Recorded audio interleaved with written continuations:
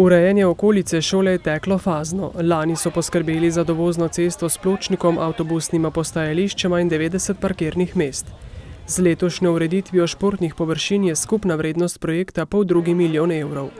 Od tega je občina 35% vrednosti uspela pridobiti iz državnih virov. Župan je opozoril na neverjetne birokratske zapreke pri uresničitvi takšnega projekta.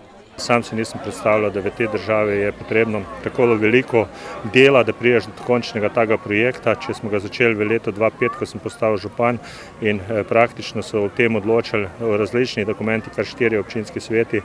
Župan se je javno zahvalil krajanom, ki so bili pripravljeni prodati zemljišča, in sodelavcem na občini, ki so odgovarjali na nove in nove zahteve državnih resorjev.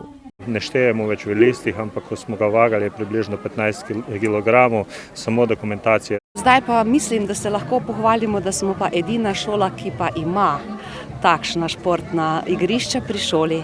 Dopoldne bodo rezervirana za potrebe športne vzgoje, popoldne pa na razpolago za rekreacijo krajanov.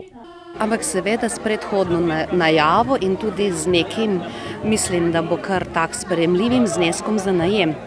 Kajti igrišča je treba vzdrževati, predvsem pa jih je potrebno čuvati. Zaradi vseh teh igrišč bodo letošnje počitnice za otroke živahne tudi na domačem pragu. V jeseni pa se bodo na šoli posvetili pomenu nekdanjega slavnega učenca, slavista Jožeta Toporišiča, in mu posvetili spominsko leto. Po njem bodo 11. oktobra tudi poimenovali šolo.